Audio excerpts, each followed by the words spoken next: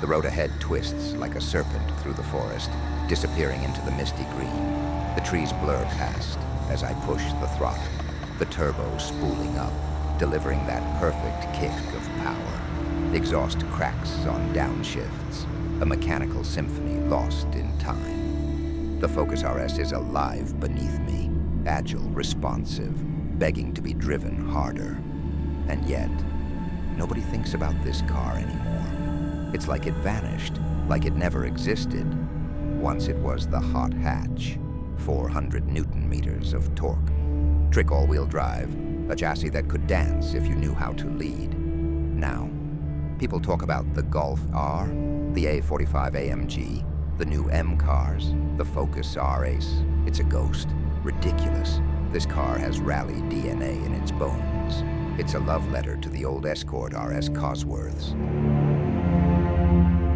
To the brutal, fire-spitting Group B monsters that came before.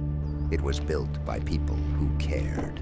Ford's last great act of rebellion, before everything turned electric and soulless.